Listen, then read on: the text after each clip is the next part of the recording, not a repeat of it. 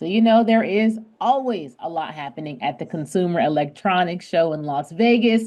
I wish I was there, but I'm here. This year is no different. And joining us, though, to kind of bring us in, if you can't be in Las Vegas, CES spokesperson Allie Fried, thank you for being with us. Thank you for having me, Courtney. And next year we need to have you here. Let's make it happen, okay? Yes, that would be so much fun. They'd be like, "Where did Courtney go? She's here doing a job. Where is She's she? touching and doing all the things." Walking around the show floor. Exactly. Okay, so Allie, first I want to talk to you about all the companies showing off their products that are Boston based. We always love a tie back to home. What have you been seeing from Boston companies, at least so far? Okay, so that's such a great question. CES is the world's largest and most influential technology event. That means the most important and innovative companies in the world are here this week.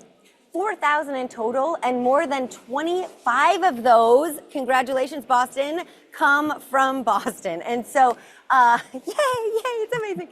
So the show is massive. It has a huge, massive global footprint, 150 countries represented. But of those 25 Boston-based exhibitors, we've got a lot of wearable technologies, we've got a lot of digital health technologies, and we've got a lot of AI, which is a theme absolutely pervasive throughout the show. We've got about 2.6 million net square feet of exhibit space, and AI is making its way into almost every single one of those exhibits here on the show floor.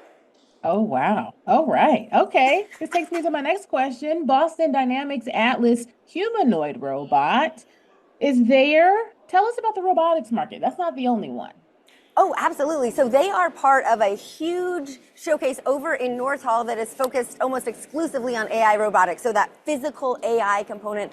I was lucky enough to be able to kind of explore and walk over there yesterday, and it is quite incredible to see what robots and these humanoids are doing. They are walking, they're running, they're dancing, they're playing tennis, they're making beds, they're making coffee. They are playing chess. It's really incredible. And, we've had robots at the show for the last few years. We've had the humanoid component.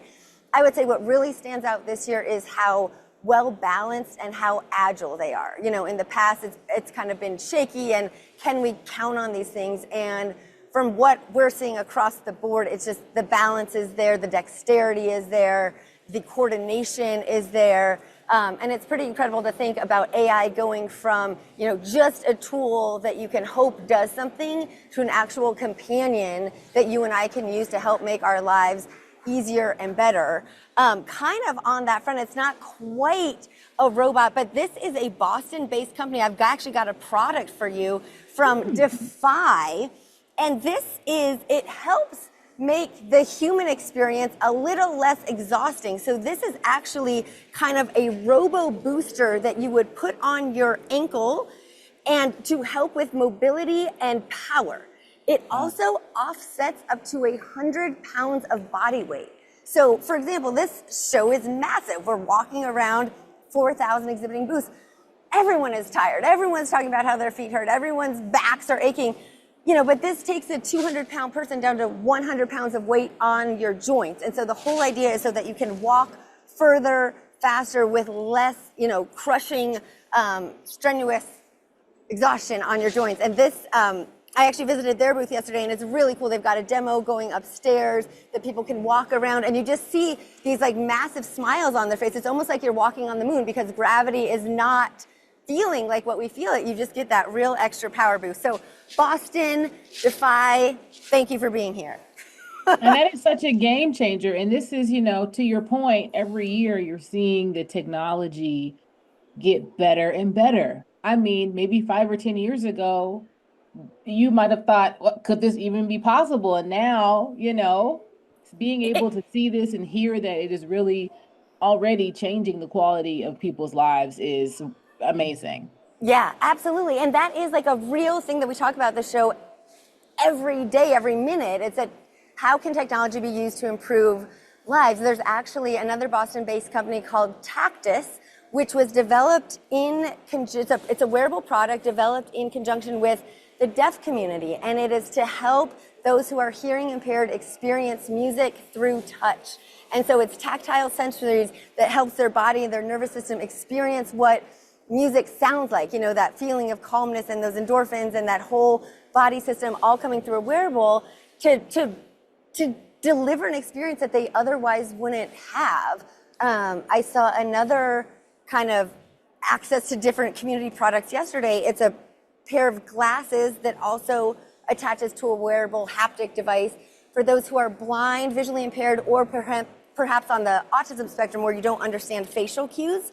Mm-hmm. And the whole idea is it reads the person's face that you're talking to through the glasses you're wearing and then lets you know what facial expressions they're giving. Are they smiling? Do they look mad? Are they surprised? Are they upset? So that you're not just hearing words, but you're understanding that context, because so much comes, through our nonverbal cues. So, it's so fun to talk about the robots and the AI and the crazy things, but there are really incredible innovation across the show floor that is massively impactful day to day for so many different communities.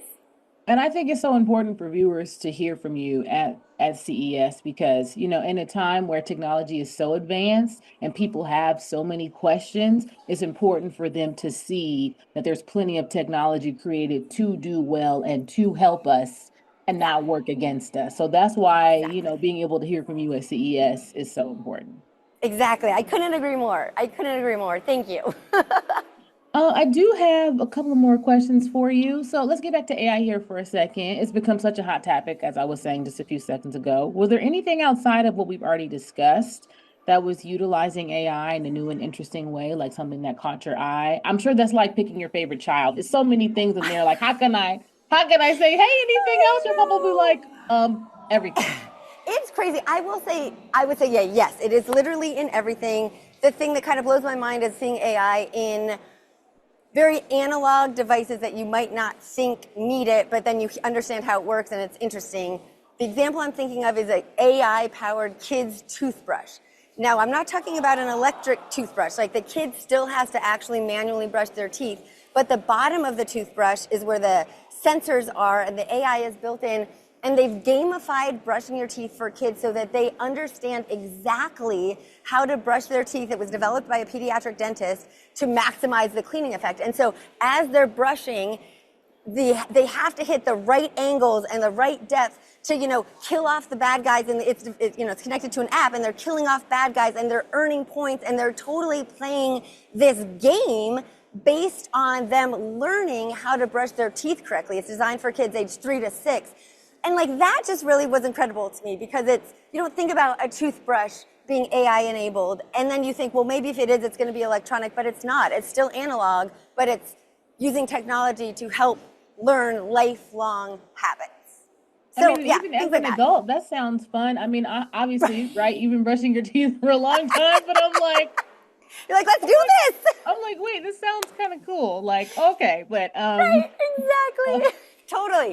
I would use it 100%. Okay, so you know where I'm coming from here. Okay, because I'm listening. I'm like, yes.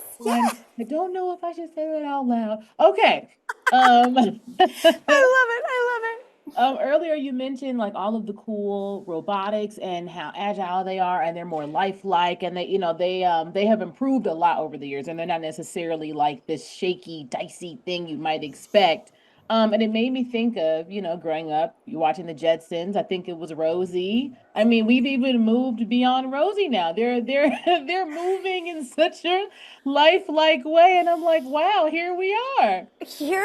And I literally have used that analogy so much just because that is what it feels like. And to take it kind of a step further, we're seeing a lot of AI in pets. So I've seen a few companies where it's an AI puppy, right? And so it's AI robotics, completely lifelike. You can talk to it. It responds to voice commands. It snuggles. It comes to you.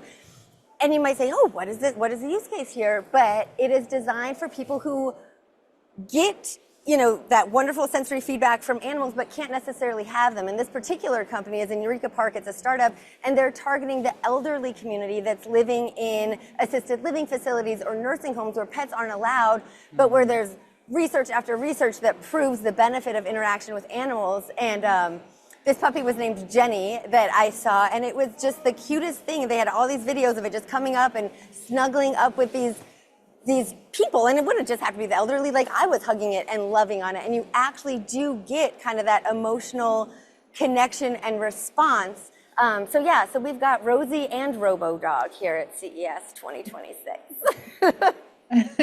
Before I let you go, outside of the amazing Boston companies, you also gave us some other great examples. Any more things that you saw that just made you go, wow? So much, so much. I will say the thing that like really was incredible to me is a computer-based product. I think anyone who's kind of working from home would be fascinated or find a use case for this. It's a Lenovo laptop, which you're like, oh, how is a laptop so cool? But it's a laptop with a rolling screen that can go from a normal size, and within seconds, the back of your laptop actually rolls out and goes completely widescreen. So think for video editing or people who like to work on 2 or 3 screens, all of a sudden you have portability in a normal size laptop that all of a sudden it just rolls out, rolls back in seconds. And kind of seeing that just was a very, a use case where I'm like, okay, I think I know 1,000 people an hour that would use that and find uses for it. So that was that was my aha moment of rollable screens on laptops happening. No, that is very cool. I can think of several people here in the newsroom who would be like, please sign me up. Right, absolutely. Yep, let's do it. Well, CES spokesperson Allie Fried, we thank you so much for joining us. We got to work on getting my flight and room together for next year because you were having a lot of fun out there. But we really thank you so much for joining us. Thank you. We'll see you next year, Courtney. We got to work on Fingers it. crossed.